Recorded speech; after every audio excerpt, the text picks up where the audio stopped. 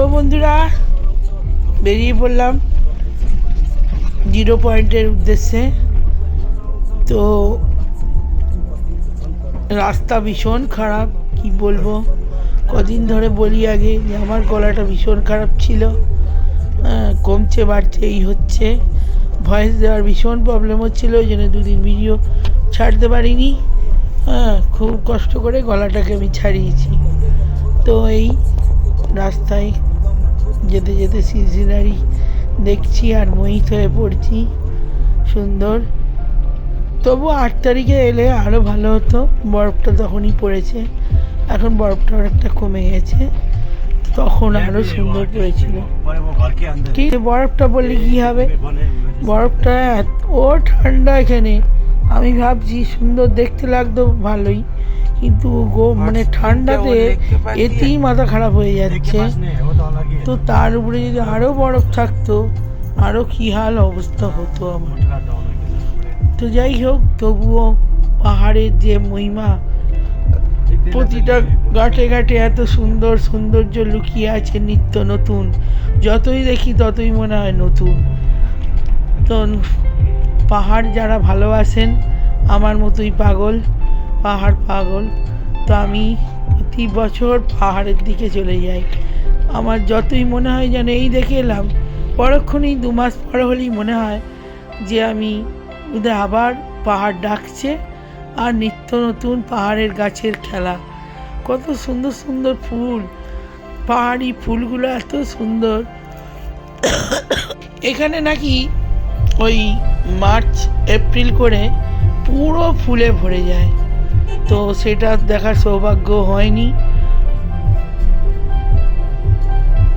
তো খুব সুন্দর, মানে ওই নানান রকমের ফুলের, অর্কিড জাতীয় ফুল এখানে হয়, আর খুব সুন্দর হয়ে থাকে এখানের ভিউ। সেটা তো দেখার ভাগ্য হয়নি। ওই হালকা হালকা বৃষ্টি হয় মাঝে মাঝে, আর এই এখন তো পুরো মরুভূমি হয়ে আছে, শুকনো, যার জন্যে গাছগুলো অনেক মরে গেছে। কিন্তু ওই গাছগুলো বলছে এত সুন্দর ফুল হয়। তো আস্তে আস্তে গাছ কমে আসছে, আর তত শ্বাসকষ্টের ইয়েটা বাড়ছে। গাছ নেই দেখুন, এখনও কাশি সারেনি আমার, কম বেশি হতেই আছে। আর কোথাও আস্তে আস্তে গাছ কিন্তু, যত জিরো পয়েন্টের দিকে যাচ্ছি গাছ কিন্তু কমে আসছে, নেই। আর যাদের শ্বাসকষ্টের প্রবলেম আছে অবশ্যই অক্সিজেন আর কর্পূর ক্যারি করবেন। আর প্লেনে গেলে ওগুলো তো অনেক সময় অ্যালাউ করে না, দেখবেন, বলে বলে এ করলে হয়তো ছাড়তেও পারে। এখানে জিরো পয়েন্ট অনেক বরফ ছিল, গলে গেছে। এই যে পিছনটা দেখছেন, ছেলে নেমে ওখানে বরফ খেলতে গেছে। এখানে ভীষণ ঠান্ডা, মানে কি বলবো, ওখানটা মনে হচ্ছে না আমার মুখ ফুক নেই কিছু, মানে নাক চোখ মুখ সব মানে একদম ভেঙে উড়ে চলে গেছে, আর লাল হয়ে গেছে, পুরো যন্ত্রণা হচ্ছে হাত পাতগুলো। আমি যে কথা বলবো ঠিক করে, তাও আমি মানে ইয়ে করতে পারছি না। বরফ নিয়ে খেলবার মতো বরফ নেই, গলে গেছে,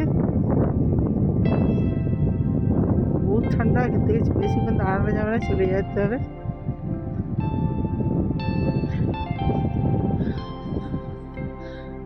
এবারে যাবো একটা 2 নম্বর লেকের মতোই, সেম লেক আছে, ওপরে যাবো। এখানে শ্বাসকষ্ট হয় যাদের, তাদের অক্সিজেন নিয়ে আসাই ভালো। এখানে অক্সিজেনের বহু প্রবলেম, আর অক্সিজেনের জন্য একটা ট্যাবলেট পাওয়া যায়, ডাইমক্স। ওটা আগের দিনে খেয়ে নিতে হবে, সকালবেলাও একটা খেয়ে নিতে হবে, তাহলে অতটা ক্ষতি হবে না। আর এখানে বেশি লাপান জাপান করা যাবে না, তাহলে আর বেশি শ্বাসকষ্ট হবে, শ্বাস ফুলবে। এখানে সব বরফে ঢাকা থাকে, কিন্তু এখন অত বরফ পড়েনি। 8 তারিখে বরফ পড়েছিল, কালকে আবার বরফ পড়বে, কিন্তু এখান থেকে আমরা কালকে বেরিয়ে যাচ্ছি। তো চলুন, পরে কথা হবে। এখানে চার্জও তাড়াতাড়ি পড়ে যাচ্ছে, আর ছেলে পাওয়ার ব্যাংক ভুলে গেছে, যার জন্য বেশি ভিডিও করতে পারছি না। পরের জায়গায় আবার দিয়ে ভিডিও করছি। তো এখান থেকে বেরিয়ে পড়লাম, এখানে সেরে এবারে সাংলাফু লেকের দিকে আমরা ওখানে চলে যাব। ওটা হচ্ছে গুরুদম্বা লেকের মানে সেম ওখানকার লোক বলছে যেটা গুরুদম্বা লেকের মতোই, কিন্তু আমরা দেখেছি একটু হলেও তফাৎ আছে। তো বড় এরিয়াটা হয়তো সমান, কিন্তু একটু আলাদা আছে। আর একটু আলাদা বলতে এখানটা বেশি সুন্দর, কারণ এখানে মার্চ এপ্রিল করে এত অর্কিড ফুল প্রচণ্ড সুন্দর হয়ে থাকে। এখানে নাম যেমন 7টা রং দিয়ে হয়, এখানে ওরকম 7 রঙের ফুল দিয়ে পুরো মনে হবে যেন কেউ সাজিয়ে রেখে গেছে। তো আমাদেরকে ওখানকার লোক বারবার বলছিল যে ওই টাইমে একবার আসতে। আর এই লেকের মধ্যে একটা মন্দির আছে, ছোট, বেশি বড় নয়। মন্দিরটা খুব জাগ্রত, ওখানকার ওনারা খুব মানেন। এই যে লেকটা দেখুন, এতে ছেলে নেমেছে, ভীষণ ঠান্ডা, ভীষণ বরফ, একদম মানে জলটা পুরো বরফ হয়ে আছে ওখানে। যারা আমি নামতে পারিনি, আমি ওই একটু দূরে দাঁড়িয়ে আছি। আর এই ছেলে গেছে, রাস্তা ভালো নেই, আসলে রাস্তা নেই বলে আমি আরও যাইনি। এই যে দেখছেন ওবড়া খোবড়া রাস্তা এইরকমই, কিন্তু এখান থেকে মনে হচ্ছে কাছে, কিন্তু কাছে নয়, এটা অনেকটাই দূরে ওখান থেকে। হ্যাঁ, আর গাড়িটা ওখানেই আছে। তো ভীষণ ঠান্ডা, ভীষণ ঠান্ডা, মানে বেরোতে পারছি না, মাথা ব্যথা ধরে যাচ্ছে। তাতেই ছেলে ওখানে বারণ করলাম, তবু গেল। ওখানে অনেকে নেমেছে, ওই জলটাতে বরফ হয়ে আছে, সামনে দাঁড়িয়ে আছে। এই যে দেখছেন পুরো জল আর পাথর, পুরো অবড়া খবড়া, কোনো রাস্তা নেই। এখানে একটা খুব জাগ্রত মন্দির আছে, খুব মেলা হয় বড়, কিন্তু এখানকার লোক কেন রাস্তা করেনি জানি না। রাস্তাটা খুব দরকার, খুব সুন্দর এখানের জায়গাটা। আর ওখানে যা যে অনেকে আছে, মানত আছে, ওই জলে নিয়ে এসে মাখলে বা গায়ে লাগালে খুব কাজ হয়, স্কিনের প্রবলেম ভালো হয়। এবারে এখান থেকে বেরিয়ে গেলাম, এবারে যাব হট স্প্রিং। এই যে এটা হচ্ছে এখানে বাথরুম, এখানে অনেকে চান করতে আসে, জল ফুটছে। জলেতে নাকি যাদের স্কিনের প্রবলেম আছে সেই জায়গাগুলোর মোছা চলবে না, লাগিয়ে রেখে দিতে হবে, এতে নাকি ভালো হয়ে যায়। এই যে দেখুন জল ফুটছে। এই যে এটা আমাদের ড্রাইভার র্যাপ করে, খুব সুন্দর। তো আমরা জল ভরে নিচ্ছি, ওই একটা বোতল দিল। ওখানে তো যেখানে সেখানে বোতল ফেলা অ্যালাউ নেই, খুব মুশকিল। সিকিম যা তা খেয়ে ফেললেই ফাইন করে দেবে। মানে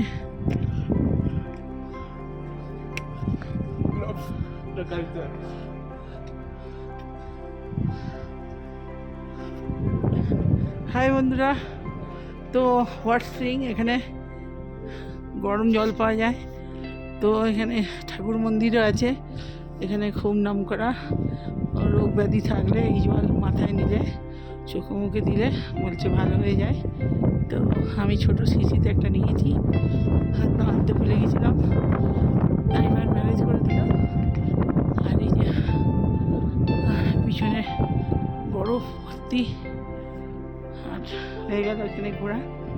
এবারে হোটেলে যাবো, খুব ঠান্ডা হাওয়া, মুখ খুলে রাখা যাচ্ছে না, এই হাত পাট গ্লাভস হয়ে যাচ্ছে একদম।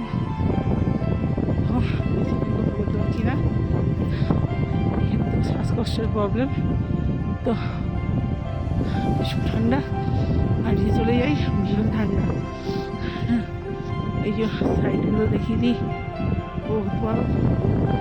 এই যে আমার গাড়ি চলি, আর এই যে সেই সিনারি, হ্যাঁ, আর বহুত বরফ। তো আমরা জল নিলাম, ছেলে জলটা ভরলো আর মুখে মাথায় চোখে একটু বুলিয়ে নিল। অনেকেই ওই হট স্প্রিংয়ে চান করছে, তো আমরা চান তো ওখানে করতে পারবো না, এত ঠান্ডা, মরে যাবো পুরো। ওখানকার লোকাল লোক করছে, এখানেও একটা মন্দির আছে খুব জাগ্রত, তবে মন্দিরে সবসময় পূজারি থাকে না, মাঝে মাঝে আসে পুজো দিয়ে চলে যায়, বন্ধই থাকে।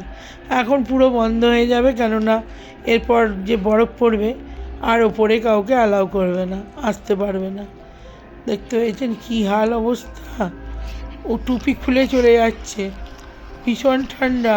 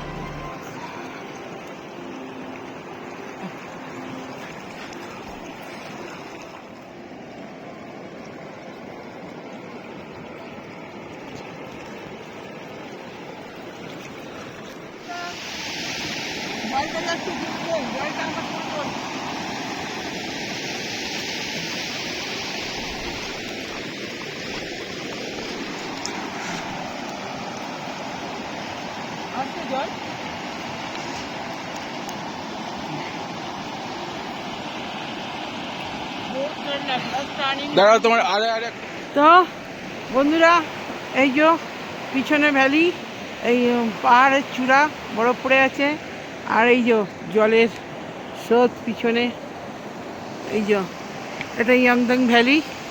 লাস্ট আজকের পুরো শেষ এখানের সিকিমের। তো পিছনটা দেখে নিন কী সুন্দর জলের স্রোতটা, নদী। এ দুদিন পরে সব বন্ধ হয়ে যাবে, এদিকে আর আসতে দেবে না বরফ পড়ে গেলে। আর আমাদের হালত তো বহুত খারাপ। আর এদিকে দেখুন গ্রিন সবুজ পাহাড়, এই যে চারদিকে, চারিদিকে গোল্ডেন পাহাড়, পিছনটা দেখুন গোল্ডেন। তো আজকের আমাদের এখানে ট্রিপ শেষ, কালকে সকালবেলা এখান থেকে আজকে এখানে থাকবো। তো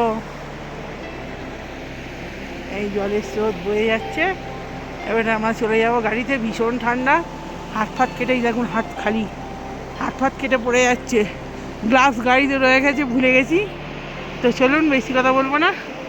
দেখছেন হাত দুটো কী হয়ে যায়, এত শক্ত হয়ে গেছে ঠান্ডায়। তো লাস্ট এই ঝর্ণাটার জন্য কষ্ট করে নেমেছি আমি, বহুত নামছিলাম না, ছেলে জোর করে নামালো। এই পিছনের দৃশ্য। তো ভাই, কথা হচ্ছে পরে।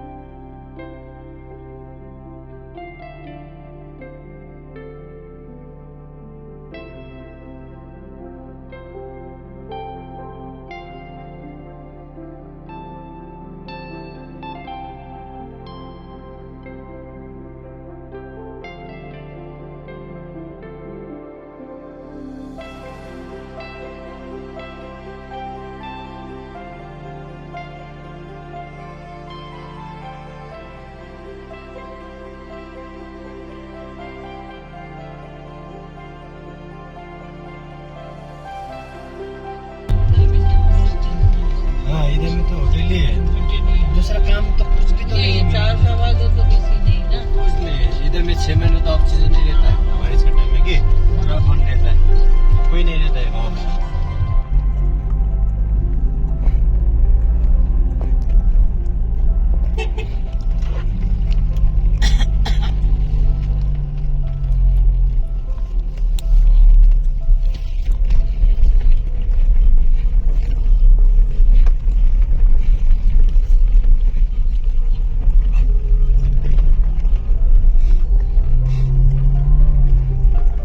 তো হোটেলে ঢুকছি, এটাই আমাদের হোটেলের গেট। তো আজকের মতো ভিডিওটা শেষ করব। এবারে পরের ভিডিও পরের কথা হচ্ছে, পরের গন্তব্যস্থল পরে বলে দেবো কোথায় যাচ্ছি। তো এখন এই আমার খুব সুন্দর রিসর্টটা যেখানে আছি, ওর চারপাশটা খুব সুন্দর। তো আমি তেমন করে ভালো ভিডিও করতে পারিনি এখানটা, তো এখানটা এত সুন্দর, এখানেই দুদিন স্টে করলে তবে ঠিক হতো। খুব সুন্দর।